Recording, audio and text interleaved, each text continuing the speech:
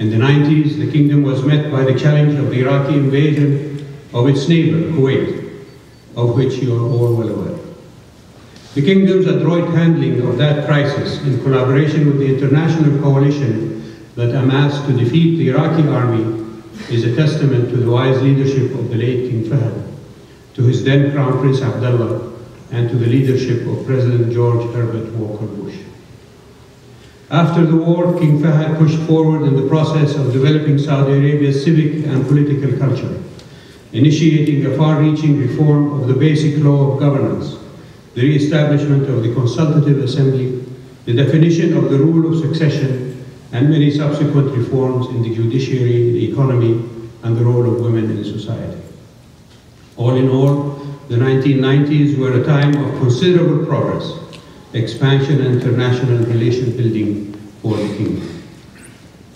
Then, ladies and gentlemen, came September 11th, 2001.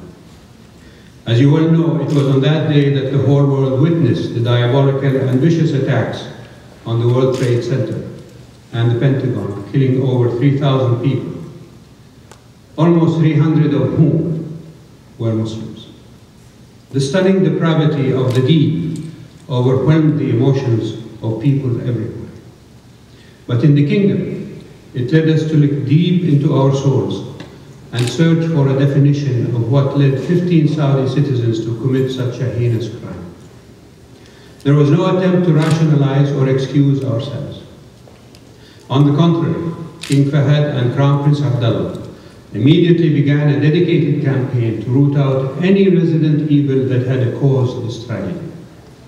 Education, religious sermons, mosque preachers, newspapers, and books were quickly purged of any material that could in any way lead to extremist thought.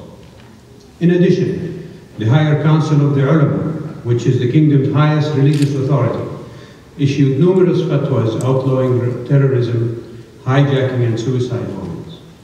It has also issued fatwas outlawing the financing of terrorism and making it a capital offense. And the process of cleansing our country of extremists has never tired since the first few days after September 11th. Nor will it ever tire. As evidence, consider the King's recent establishment of a rehabilitation program to wean extremists who have not committed capital crimes away from their narrow-minded view of the world. When they are arrested, they undergo psychological profiling. Then they are connected with their families, and subsequently they are brought before religious scholars who try to show them the errors of their ways. The recidivism rate of this program has been a highly successful 5%, which means only a very few small percentage of those who have entered the program have returned to their extremism. This program, ladies and gentlemen, is still a work in progress, but it is an especially vital one to the kingdom. Ladies and gentlemen, Saudi Arabia seeks to remove the seeds of terrorism from its soil to prevent both the export and import of violence. The cult of Bin Laden is but a recent manifestation of previous groups who have cloaked their political ambitions in the robes of religion and perpetrated heinous crimes against people of many creeds and colors. Yet, while you in the United States have definitely fell victim to his crimes, you can rest assured that Bin Laden's first enemy is not America or Western civilization. Just read his literature. His sworn enemy is Saudi Arabia. He views the kingdom as the main stumbling block to his political ambitions. This is a title we hold with great pride, for we gladly employ every means possible to defeat him and prevent him from, and his life, from carrying out their acts of senseless and immoral violence. Shortly after September 11, 2001, and because of King Fahd's health, King Abdullah began conducting more and more of the daily affairs. To honor King Fahd's belief that women and men should have equal roles in the development of the kingdom, King Abdullah introduced the National Dialogue. In this forum, Saudis of both sexes, from a variety of socio-economic levels, discuss controversial issues such as terrorism, women's rights and role in society, educational reform, religious speech, and many others. In its 8th year now, the dialogue moves from town to town, province to province, holding public meetings in which anyone can say whatever he or she wishes, and all the sessions are televised so that the public can follow them. It is a very Saudi way of soul-searching and engaging in participatory discussion, and we strongly believe that it is the right direction for our country to take as we look for newer and more innovative ways to involve all Saudis in the discourse about the direction their country should take. One of King Abdullah's earliest political actions occurred in the year 2002. He introduced the Arab Peace Initiative, which was adopted by all the Arab countries in Beirut. It calls for total Israeli withdrawal from the occupied Arab lands, including East Jerusalem, an agreed-upon solution for the issue of refugees in return for unequivocal Arab recognition of Israel, and end to hostilities and normalizations of relations.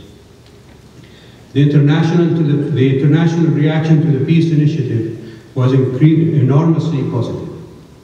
Ban Ki-moon, the Secretary General of the United Nations, said the Arab Peace Initiative is one of the pillars of the peace process.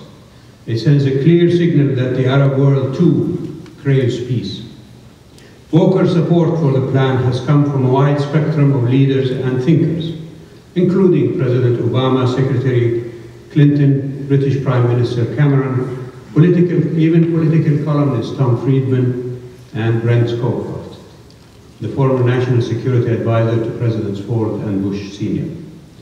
Alas, ladies and gentlemen, we're still waiting for an Israeli acceptance of this fair and equitable solution.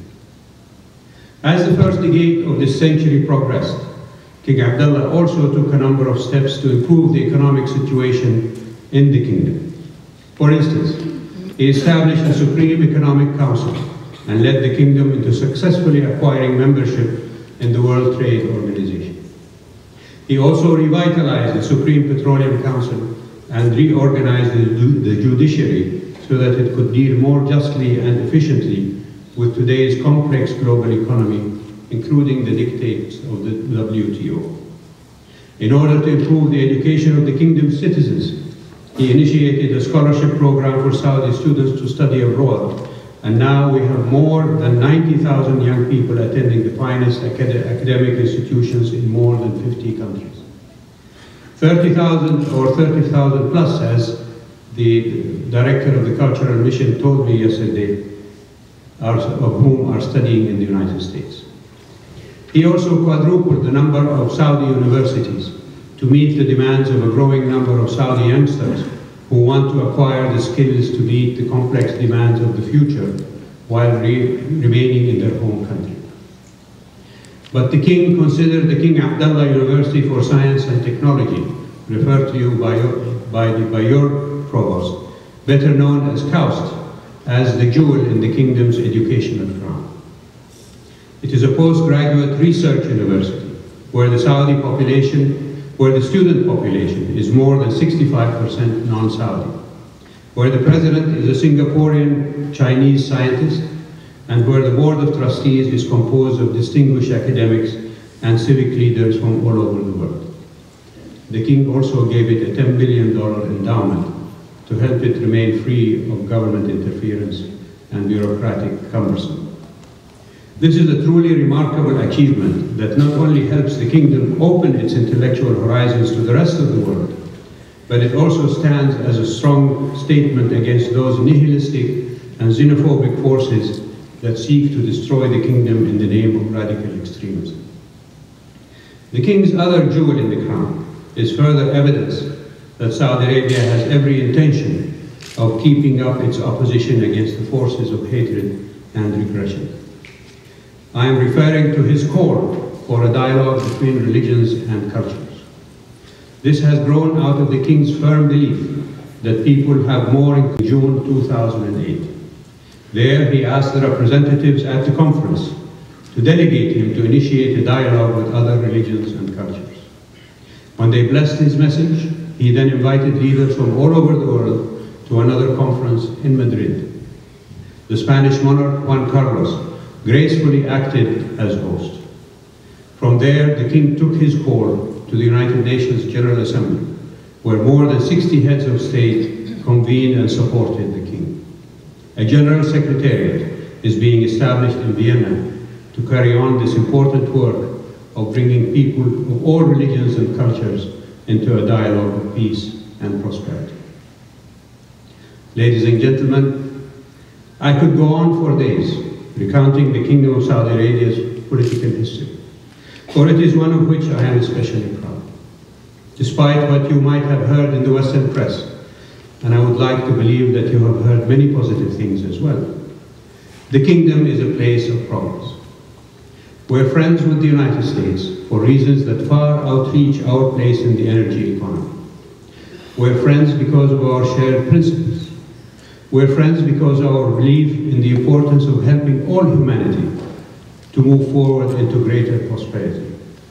And we are friends because of our vision for a more peaceful future.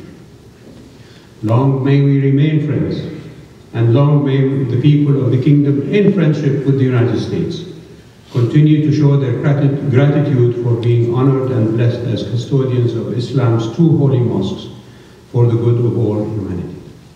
Thank you very much.